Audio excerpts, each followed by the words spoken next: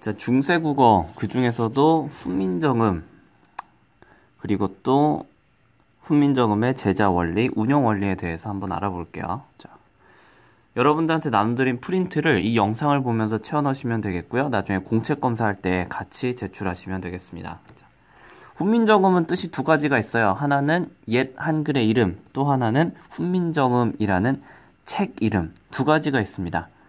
그러니까 훈민정음이라는 옛 한글을 소개하기 위한 책자 이름이 애초에 훈민정음이었던 거죠. 자, 훈민정음은 1443년에 완성해서 1446년에 발간됐습니다. 자, 그 훈민정음은 총 3개의 편으로 나뉘는데 예의편, 해례편, 그 다음에 정인지 서문이에요.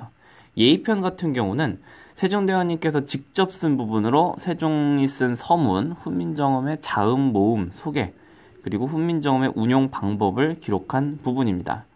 그리고 이게 특이한 게 뭐냐면 언해본이 있어요. 즉 우리말 해석본이 달려있다는 뜻입니다. 자, 이 부분을 이제 백성들이 읽고 내가 이 글을 만든 의도를 잘 파악해 줬으면 좋겠다.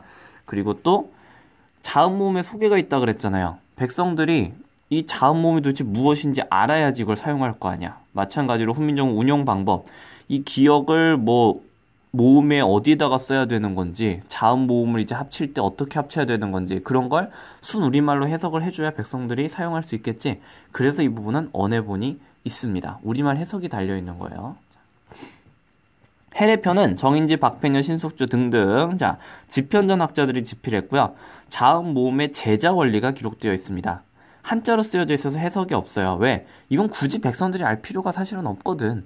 우리가 어떤 방식으로 이걸 만들었는지 그 원리에 대해서 설명을 한 거기 때문에 실질적으로 그 글을 사용하는 백성들이 굳이 이 부분까지 읽을 필요는 없었어요. 굳이 따지자면 누가 읽어야 됐을까? 사대부 지식인들. 그 사람들을 설득하려면 이게 얼마나 과학적인 글자인지 설명을 해야겠죠. 그래서 이거는 한자로 쓰여져 있습니다. 해석이 따로 달려있지 않아요. 이게 그런데 일제가 예전에 굉장히 큰 왜곡을 하려고 했던 적이 있었어. 우리 훈민정음, 한글, 기역, 니은, 디귿 이런 것들이 뭘 보고 만들었냐? 일본 애들은 뭐라고 주장했었냐면은 우리 옛날 문 보면 창호지 있죠, 창호지, 문풍지. 예. 거기 보면은 막 이렇게 격자무늬 돼 있잖아요. 그 격자무늬를 보고 만들었다라고 왜곡을 했었어요. 근데 이 해례본이 발견되면서 그거를 반박할 수 있게 됐죠. 굉장히 과학적으로 만든 글씨입니다, 한글은. 나중에 좀 볼게요, 어떤 식으로 만들었는지.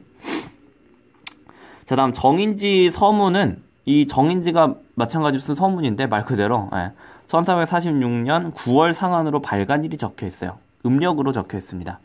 자, 그러면서 어떻게 되냐면은 한글날 제정의 근거가 되죠. 그래서 옛날에는 한글날이 현재의 날짜가 아니었어요. 그러다가 이제 어떻게 됐냐면은 9월 상한으로 되어 있는데 그거를 일자를 한번 변경을 해본 거야. 날짜를 양력으로, 음력으로 되어 있으니까. 그러면서 현재의 한글날이 제정되게 됩니다. 여러분 최근에 쉬었지, 한글날 때문에. 감사하게 여기셔야 됩니다. 자, 그 중에서 우리는 이 예의편이랑 해례편에 대해서 좀 더 자세하게 한번 살펴볼 거예요.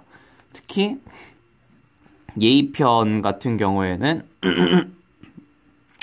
훈민정음의 운영 방법 한번 알아볼 거고, 해례편에서는 제자 원리, 이거에 대해서 한번 알아볼 겁니다. 훈민정음의 제자 원리, 글자를 제작한 원리를 먼저 한번 볼게요. 해례편에 기록이 되어 있고요. 자, 자음의 제자 원리, 무슨 원리랑 무슨 원리가 합쳐져 있냐? 이거 먼저 볼게요. 자, 어금니 소리. 어금니 소리는 뭐냐면은 이제 혓부리가 목구멍을 닫는 모양을 본떴어요. 실제로 한자로 써 있는 거를 그대로 번역을 한 겁니다. 무슨 소리냐면 어금니 소리는 혓바닥이, 입 안이 이제 이렇게 요런 식으로 이제 위턱 있고 아래턱 있고 이런 식으로 돼 있으면은 혓바닥이 이렇게 목구멍 이 안쪽 요쪽을 목구멍을 탁 닫는 이 모양을 보고 본떴대요. 어떤 모양이야? 기역이죠, 기역. 그 모양을 본떴어요. 혓소리도 마찬가지로 한번 볼게요. 혓소리, 혀가 윗잇몸에 붙는 모양. 윗잇몸에 붙으려면은 요렇게 붙어야겠지, 혀가. 니은. 입술 소리, 입의 모양을 본떴대요. 입구자 어떻게 써요? 요렇게 쓰지. 미음입니다. 이소리, 이의 모양을 본떴대요. 여러분 이치자 보면은 요렇게 생긴 거 아시지? 그 중에서 요 모양, 시옷의 모양을 그대로 따왔습니다. 이의 모양을 본떴고요. 목구멍 소리, 뭐겠어요? 뻔하지. 요거죠, 요거. 자, 자, 그럼 볼게요. 이거 모양을 본떴다 그랬죠? 이거는 무슨 원리냐면은, 자, 상형의 원리입니다. 기역, 니은, 미음, 시옷, 이응이 기본자예요. 가장 기본이 되는 글자입니다. 이 모양을 본뜬 상형의 원리를 이용해서 만든 기본자에 획을 더 그어. 그럼 어떻게 되냐? 요렇게 됩니다. 가획이라고 돼 있죠? 획을 더한다라는 뜻입니다. 더할 가자예요. 그래서 제자, 자음의 제자 원리는 상형의 원리와 가획의 원리가 합쳐져서 만들어진 그런 제자 원리를 갖고 있습니다. 그 다음에 혀소리 니은은 획 더하면 뭐겠어요? 디귿이지. 또 획 더하면은 티읕이죠. 미음은 당연히 비읍, 피읍 쉽게 알 수 있죠. 시옷은 뭐겠어요? 지읒, 그 다음에 치읓. 근데 여러분 이거 보고 좀 의아한 사람이 있을 거예요. 선생님 이 치읓이랑 지읒은 원래 현대 국어에서는 소리 나는 위치가 다르지 않나요? 네. 현대는 다르지. 현대에는 얘가 무슨 입천장? 센 입천장 소리. 얘는 잇몸 소리, 치조음이라 그러죠. 그런데 이때는 소리 나는 위치가 같았어요. 지읒의 소리 나는 위치가 현재랑은 달랐어. 그래서 이거는 뭐 나중에 가서 여러분들 그 중세국어의 의문론적 차이 배우면은 여러분들이 알 수 있는 내용이지만, 그래서 뭐가 일어나지 않느냐? 이 당시에는 국외음화가 일어나지 않았어요. 지읒의 위치가 달랐기 때문에 이랑 소리 나는 위치가 굉장히 달랐거든요. 모음이랑. 그래서 국외음화가 일어나지 않습니다. 그 다음에 목구멍 소리. 여러분들이 좀 생소한 그런 글자가 자음이 하나가 나옵니다. 여린이읒이에요. 여린이읒은 소리가 어떻게 되냐면 편안하다를 여러분들이 발음하면은 사실 이 편하고 안 사이에 아주 미세하게 히읗 발음이 살짝 나요. 편안하다, 편안하다, 편안하다. 그 소리가 바로 여린이읒입니다. 일반적인 백성들은 구분하지 못했어요. 세종대왕님 같이 그런 언어학을 공부한 사람이나 구분할 수 있었지. 그래서 실질적으로 백성들이 자주 쓰지 않았기 때문에 이건 금방 사라지게 됩니다. 여기에 또 획 더하면 뭐예요? 히읗이지. 이건 아직도 쓰고 있죠. 자, 그런데 이체자라는 게 있습니다. 모양이 아예 다르다는 뜻이에요. 이거는 뭐냐? 자, 여러분들 잘 생각해봐. 기역이랑 현대국어에서 기역이랑 같은 곳에서 소리 나는 애가 뭐야? 여린입천장 소리가 뭐가 있어요 또? 이응 있지? 응 소리가 있죠? 응 소리. 자, 응 소리를 옛날에는 어떤 식으로 표현했냐면 이런 식으로 표현했습니다. 이거를 예디응이라고 이야기를 해요. 자, 응 소리입니다. 선생님 그럼 얘는요? 얘는 종성에서조차도 그땐 소리가 나지 않았어요. 예디응이 따로 있었습니다. 응 소리는. 그 다음에 이거는 쉽지? 자, 니은이랑 같은 곳에서 소리 나는 애 리을. 자, 미음 요거는 없고. 자, 또 하나 뭐가 있냐면 자, 반치음이라는 애가 있습니다. 얘는 뭐냐면 반잇소리인데 흔히 말하는 이 즈 발음이라고 보시면 돼요. 즈. 이거를 사용을 했고요. 자, 마찬가지로 이 소리는 근대 국어식이 들어가면은 이제 거의 사라져 버립니다. 자, 그래서 이제 나중에는 아예 없는 소리로 바뀌어 버리죠. 자, 오케이, 여기까지. 자, 그 다음에 모음의 제자 원리 볼게요. 모음의 제자 원리는 마찬가지로 상형의 원리가 사용되고요. 그리고 무슨 원리가 또 사용되는지 한번 봅시다. 자, 기본자, 아까 상형의 원리. 자, 간단해요, 여러분. 기본자는 상형의 원리를 본땄어요. 자음이든 모음이든. 뭔가 모양을 본딴 겁니다. 자, 하늘의 둥근 모양을 본떠왔다. 자, 아래아입니다. 아래아 발음은 어떻냐면은 여러분들이 살짝 입 모양을 발음하듯이 한 다음에 아를 발음하면 되는데, 이게 실제 발음 기호가 어떻게 되냐면은 요렇게 돼요. 요렇게. 자, 여러분들이 생각한 이 발음은 어떠냐면은 발음이 이건데, 예, 발음 기호로 쓰면 요건데, 얘는 발음 기호가 요겁니다. 요거 달라요. 근데 우리 구분할 수 있어요? 없지. 현재에는 없어진 단어예요. 없어진 모음입니다. 단어란다. 모음이에요. 자, 땅의 평평한 모양을 본뜬 거 뭐겠어? 으겠지. 사람이 서 있는 모양? 이입니다. 자, 상형의 원리예요. 자, 그러면 여기서 그냥 끝나는 게 아닙니다. 첫 번째 나온 자, 초출자라는 게 있습니다. 초출자라는 건 뭐냐? 이 기본자를 조합해가지고 만들어요. 합성합니다. 그래서 무슨 원리를 사용하냐? 합성의 원리를 이용해서 이 초출자를 만들게 돼요. 재출자도 마찬가지로 합성의 원리를 이용합니다. 자, 초출자를 먼저 한번 볼게요. 초출자는 간단해. 자, 옛날에 세상을 어떻다고 믿었냐면은 네모나다고 믿었어요. 이 네모난 세상에 이렇게 태양이 떠 있습니다. 자, 우리가 태극기 보면은 위쪽은 뭐야? 양이고 아래쪽은 음이지. 음양의 조화를 통해서 세상은 이루어져 있어요. 자, 요게 뭐야? 오입니다. 요게 뭐예요? 아예요. 오아 양성 양쪽에 있지? 그래서 얘는 양성 모음입니다. 추출자 하늘에서 나오네. 오랑 아 양성 모음. 그 다음에 어랑 우. 쪽에 있죠? 음성 모음입니다. 어랑 우. 얘네들이 추출자예요. 단모음이지 단모음 실질적으로. 자, 그래서 단모음은 여기까지. 그 당시에 단모음은 요렇게밖에 없었어요. 지금은 뭐 애도 있고 애도 있지만 그때는 얘네들이 발음이 달랐습니다. 얘도 있고 현재는 그렇지만 얘 발음 어땠냐면은 어이. 얘 발음은 아이. 현재는 이거 구분 못하지. 에 이렇게 발음 나는데 우리 현실적으로 구분 못하죠. 자, 얘도 발음 왜가 아니라 오이였어요. 오이. 요런 애도 있습니다. 어떻게 하면 될까? 아이 요런 식으로 읽었어요. 자, 이중모음이었습니다. 얘네들은 그때. 자, 두 번째 나온 자 제출자입니다. 자, 두 번째 나온 자라고 돼 있는데 이건 어디서 나온 거냐면 사람한테서 나온 거야. 이에서 나온 거예요. 이에서 5가 나오면 뭐가 될까? 2하고 5가 되면 요죠. 요 2, 5 빨리 하면은 요가 됩니다. 2하고 하면은 야. 2하고 5 하면은 여. 2하고 5 하면은 유. 이게 바로 뭐냐면은 제출자예요. 선생님 그럼 나머지 모음은요? 나머지 모음은 어떻게 하면 돼? 합치면 돼요. 그런데 얘네들은 모음 글자로 보기 어렵지. 왜냐면은 지금 문자에 대해서 얘기하고 있어요. 문자. 얘는 물론 서로 다른 소리지만 와랑 오랑 뭐 이런 애들은 서로 다른 소리지만 지금 문자에 대해서 얘기하고 있거든요. 오, 이 글자 여기 있잖아. 아, 얘도 여기 있잖아. 애도 마찬가지예요. 그때는 아이라고 읽었지만 아, 여기 있죠? 이, 여기 있잖아. 이미 있는 글자이기 때문에 얘네들은 따로 모음 글자로 치지 않는 겁니다. 그냥 두 개의 글자인 거예요, 얘네들은. 오케이?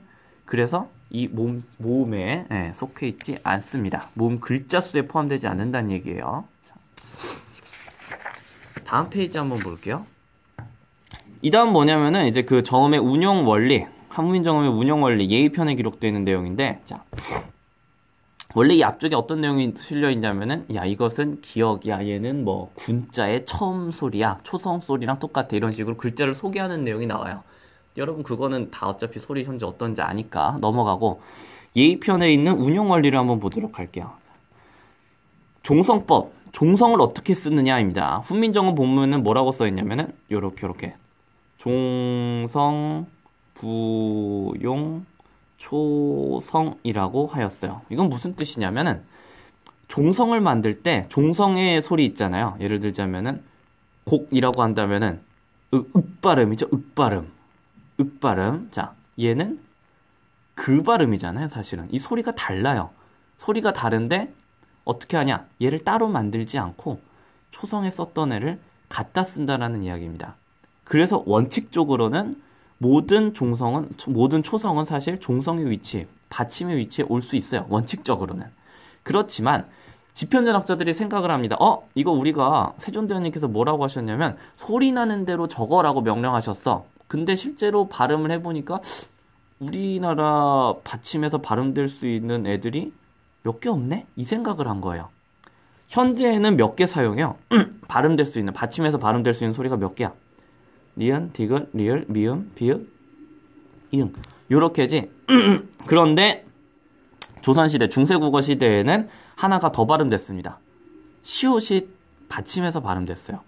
디귿이랑 시옷이랑 받침에서 발음 소리가 달랐습니다. 뭐 어떻게 달랐는지는 저도 잘 모르겠는데, 자, 뭐 혹은 이런 식으로 살짝 달랐겠지. 자, 그러니까 따로 이렇게 나왔겠죠. 그리고 이거 이응이 아니라 뭐였겠어요? 예디응이었겠죠. 맨 처음에 만들어질 때는. 물론 이 예디응도 나중에 가면은 이제 좀 있으면은 그냥 없어지고 이응으로 대체가 됩니다. 네. 현대의 이응이랑 똑같이 되고요. 자, 이어서 봅시다. 해례종성에는 종성을 사실상 8자 체계로 규정하였다. 왜? 소리가 8개밖에 안 나니까. 자, 그래서 종성표용 초성이란 건 뭐냐? 자, 종성 표기를 위해 따로 문자를 만들지 않음. 이 뜻입니다. 네. 팔종성 가족용이라는 건 뭐냐? 이거를 이제 한자로 옮긴 건데, 자, 기역, 니은, 디귿, 리을, 미음, 비읍, 시옷, 그 다음에 디응. 얘네들만 받침으로 실질적으로 썼다. 네. 그렇게 알고 계시면 되겠습니다. 그 다음에 봅시다. 연서법이라고 되어 있는데, 이거는 뭐냐면은, 자, 순우리말로는 이어쓰기예요. 자, 순음, 입술 소리. 뭐였어, 아까 전에? 미음, 비읍, 쌍비읍, 피읍, 아래, 이응을 이어 쓰는 겁니다. 그럼 어떤 게 되겠어요? 요런 애들이 나오겠지? 자, 요렇게 쓰는 거야. 이렇게 하면 어떤 소리가 나냐면 입술 가벼운 소리가 난다라고 이야기를 합니다. 그런데 실질적으로 우리나라에서 소리 났던 건 얘밖에 없었어요. 얘 소리는 뭐냐면은 현재 V랑 비슷합니다. V 이런 소리예요. V가 아니에요. 이 소리가 아니라 V가 아니라 V 이 소리입니다. 입술 가벼운 소리예요. 이 소리는 그래서 어떤 식으로 썼었냐면은 우리가 현재 더워라고 하잖아요. 자, 그게 사실은 뭐였냐면 더워였습니다. 더워. 자, 더워였는데 이게 나중에 근대국어 들어서면서 어떻게 바뀌냐면 반모음 W로 바뀌어요. 그럼 어떻게 돼? 더워가 되지 우나 오가 되는 거니까 반모음 W라는 건. 그래서 더워 이게 더워가 됩니다. 그래서 이 순경음 비읍, 얘 이름은 순경음 비읍이에요. 입술 가벼운 소리이기 때문에 입술 순자에 가벼울 경자. 자, 쭉 순경음 비읍.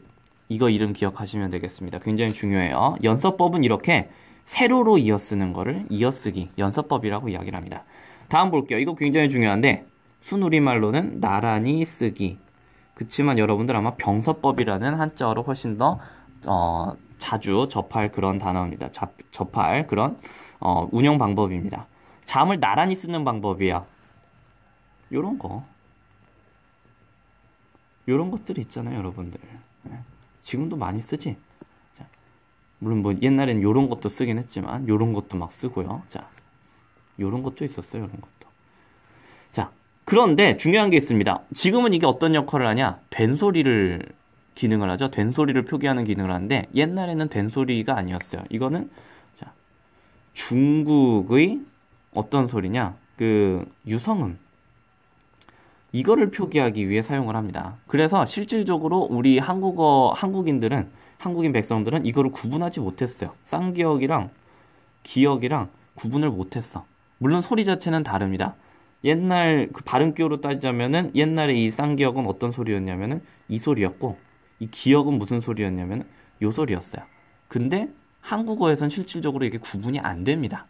그렇기 때문에 그냥 백성들이 쌍기역, 쌍디귿, 쌍비읍, 쌍지읒 이런 애들을 사용하지 않았어요. 선생님 그러면은 된소리는 어떻게 표기를 했어요? 자, 된소리는 어떻게 표기를 했냐? 이런 식으로 표기를 했습니다. 앞에 시옷을 붙여요. 그럼 얘는 무슨 소리가 되냐면은 끄 소리가 됩니다. 쯔는요? 이런 식으로. 뜨는요? 마찬가지로 이런 식으로. 이런 식으로 표기를 했어요. 쓰는 어땠겠어? 네, 쓰는 요렇게 했어요. 그래서 이 쌍시옷은 현재랑 똑같이 쓰 발음으로 났습니다. 자, 이게 각자병서입니다. 각자병서는 뭐냐? 똑같은 글자를 나란히 쓰는 거예요. 합용병서는요? 합용병서는 어두자음군이라고 하는 것을 표기할 때 사용을 하는데요. 어두자음군뿐만 아니라 일단 이게 뭔지부터 설명할게요. 각자병서가 같은 거를 나란히 쓰는 거라면 합용병서는 서로 다른 글자를 이런 식으로 나란히 쓰는 거를 합용병서라 그럽니다. 자, 얘네 발음은 어떻게 됐느냐? 얘는 읍스였어요. 읍스. 초성에서 나올 때. 종성에서 나올 때는요? 여러분 이거 아직도 쓰잖아요. 합용병서 아직도 쓰긴 써요. 그런데 다른 점이 있다면 이때는 이런 식으로 읍살 이런 식으로 초성에서도 썼다라는 거. 초성에서 이렇게 두 개의 자음이 연달아 나오는 걸 뭐라고 하냐면 어두자음 군이라고 이야기를 합니다. 비읍이 앞에 있기 때문에 이건 비읍계 어두자음군이라고 이야기를 해요. 얘는 발음이 읍드. 얘는요? 스드? 아니지. 아까 뭐라 그랬어? 뜨 발음 난다 그랬지? 된소리 표기죠. 얘도 뿌입니다. 즉 얘네들은 사실 이제 학자들마다 얘를 시옷계 어두자음군이라고도 표현을 하는데 자, 실질적으로 얘는 된소리 표기를 위해서 사용이 됐고요. 그럼에도 불구하고 서로 다른 두 개의 글자를 합쳐서 나란히 쓴 거기 때문에 얘도 합용병서에 속합니다. 얘도 합용병서예요. 단 얘는 어두자음군을 표기하기 위해, 얘는 된소리를 표기하기 위해. 이렇게 알아두시면 될 것 같아요. 자, 다음 부서 가운데 글자지. 이걸 가운데 소리를 어떻게 붙여 쓰는지 그거를 설명한 겁니다. 이거는 뭐 순우리말로 뭐 붙여 쓰기인데 뭐 이건 굳이 여러분들이 이렇게 할 필요 없이 이렇게 알고 계시면 될 것 같아요. 굳이 순우리말까지 알 필요 있나? 자, 다음 하서법은 뭐냐면은 간단합니다. 이렇게 붙여 써라. 뭐 아니면은 뭐 이런 식으로 붙여 써라. 모음을 이렇게 초성, 중성을 초성 아래 붙여 써라 라는 거고요. 그 다음에 우서법은 오른쪽에 쓰란 이야기지. 네. 이런 식으로 오른쪽에 붙여 쓰라 라는 뜻입니다. 이거 안 써놓으면 백성들이 어떻게 썼겠어? 막 이런 식으로 쓸 수도 있겠죠. 어랑 막 그 다음에 기억을 이런 식으로 이거 어떻게 쓰지? 헷갈리겠지. 그래서 이런 식으로 설명을 해준 겁니다. 자, 다음 성음법. 이거는 이제 그 모아쓰기라고도 하는데 혹은 음절 이루기라고도 하는데, 자, 음절 형성 방법. 음절은 어떻게 해야 되냐? 자, 우리 한글은요 특이한 점이 뭐냐면 음소 뭐 기역 뭐 디귿 으트 뭐 이런 식으로, 자, 각자의 음소를 표기하는 기호가 있는데 얘네들을 합쳐서 씁니다. 쓸 때는 어떻게 하냐면은 초성, 중성, 종성이 모아져야 소리를 이룬다는 얘기예요. 즉, 그 소리를 표기하는 거는 음소 단위로 있지만 실제로 사용할 때는 무슨 단위? 음절 단위로 모아 쓴다라는 이야기입니다. 알아두시면 되겠고요. 자, 그랬으면 어떻게 쓴다? 으 이런 식으로 쓰는 게 아니라 이런 식으로 쓴다는 얘기예요. 다음 가전법, 점을 더하는 방법입니다. 음의 높낮이, 뭐라 그래? 성조죠. 성조를 표시하는 방법이에요. 자, 예를 들어서 자, 한결같이 부드럽고 낮은 소리는 어떻게 썼냐면은 안 썼습니다. 얘를 뭐라고 하냐면은 점을 안 찍었어요. 평성이라 그러고요. 처음은 낮으나 끝이 높은 소리, 점을 2개 찍어요. 얘를 상성이라 그럽니다. 처음과 끝이 높은 소리, 한결같이 높은 소리. 아이고, 점을 하나만 찍어요. 계속 높은 소리입니다. 얘는 뭐냐면은 거성이라 그럽니다. 얘네들이 실질적으로 성조를 표시한 거였고, 그 다음에 그것과는 별개로 점이랑 관련 없이 입성이라는 게 있었어요. 얘는 뭐냐면은 높낮이가 아니라 빨리 소리를 탁 끝내버리는 거야. 그런데 잘 생각해봐요, 여러분.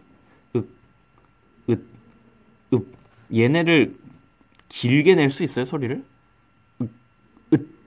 못 내지. 얘네들은 그래서 자동적으로 받침에 기역, 디귿, 비읍이 들어가면 자동으로 입성입니다. 따로 표시를 할 필요가 없어요. 그런데 을 같은 경우에는 길게 소리를 낼 수 있지. 그런데 가끔씩 얘네들을 빨리 끝내야 되는 경우가 있습니다. 예를 들자면 현대도 이렇지. 요거 뭐뭐 할 사람 할 때 뭐뭐 할 사람 이렇게 안 하지. 할 사람 이러죠. 자, 빨리 끝나는 소리가 있어요. 얘를 표시하기 위해서 어떻게 하냐면은 여기에다가 여린 히읗을 살짝 붙여줍니다. 입성 표기, 그래서 여린 히읗은 기본적으로 한자어를 표기할 때 많이 사용했지만 이렇게 빨리 끝나는 입성을 표시하기 위해서 리을 옆에 붙여 쓰기도 했어요. 그래서 입성은 어떻게 표시하냐? 따로 표시하는 거 없이 받침이 기역, 디귿, 비읍이나 리을, 여린, 히읗 이게 나오면은 그냥 자동으로 입성이라고 보시면 되겠습니다. 마지막으로 동국정운식 표기 방법인데요. 이건 뭐냐? 훈민정음을 이용해서 한자음을 표기하는 방법이에요. 세종대왕님은 세상에 있는 모든 그런 소리를 다 표기하고 싶었기 때문에 심지어 그 하늘 나는 학이 울음소리까지도 글자로 표기할 수 있도록 표기할 수 있도록 그렇게 막 노력을 하셨어요. 자, 그래서 어떻게 그 한자음 역시 우리나라에 없는 소리까지도 어떻게 표기를 하려고 그랬냐? 한번 봅시다. 초성, 중성, 종성을 반드시 갖추었습니다. 왜? 옛날 중국은 그 한자 이 네모 안에 꽉 차게 그려야 되지. 그런데 만약에 이 새 같은 경우 이렇게 써버리면 아래가 비어요. 그래서 어떻게 하냐? 아무 소리도 없어요 라는 표시를 하기 위해서 이렇게 이응을 붙여줬습니다. 이런 식으로. 순우리말, 고유어 같은 경우는 이런 식으로 안 썼어요. 고유어는 그냥 중성으로 끝난다. 그럼 종성을 안 썼습니다. 한자어만 이런 식으로 썼다는 얘기예요. 자, 그리고 자, 반치음, 예디응, 쌍기역, 쌍디귿, 쌍비역, 쌍시역, 쌍인 이런 애를 초성으로 사용했습니다. 원래 얘네들은 그 초성으로 잘 사용 안 하는 애들인데 고유어에서는 가끔 얘는 초성으로 써요. 얘도 가끔 그 초성으로 사용하는데 최소한 그 단어의 첫 음절에는 나오지 않습니다. 나와도 두 번째 음절, 예를 들자면은 이 반침을 쓴다면은 마삼 이런 식으로, 이건 마음이거든요, 현대의. 예. 그런 식으로 둘째 음절에서는 초성으로 썼는데 얘가 맨 처음에 나오는 경우는 고유어에서는 없었어요, 현실적으로. 자, 얘네들을 그런데 초성으로 사용합니다. 예를 들자면 이런 거지. 담이죠, 담. 담자인데 얘를 어떤 식으로 쓰냐? 이런 식으로 쓴다는 얘기예요. 왜? 얘가 무슨 소리이기 때문에 유성음이거든요, 유성음. 우리나라의 그 한국어는 구분하지 못하는 유성음, 무성음을 중국에서는 구분했기 때문에 이런 식으로 표기를 해줬습니다. 다음 볼게요. 이형보리를 사용했다. 이건 무슨 뜻이냐?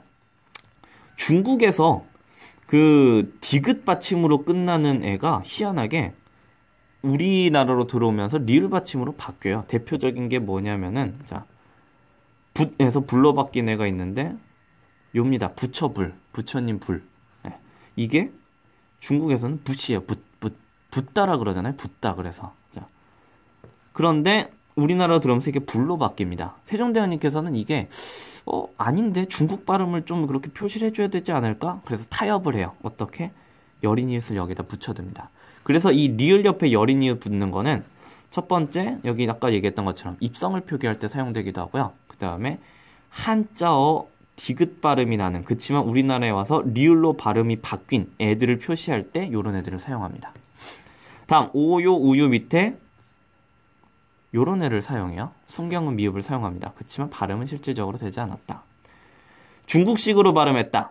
중국이라고 하지 않고 어떻게 듀귀, 실제 발음을 이제 존중해 주려고 노력을 했습니다. 이런 식으로 쓰는 게 바로 뭐냐? 동국 정문식 표기예요. 자, 여기까지 우리 프린트 잘 채워두시면 되겠습니다.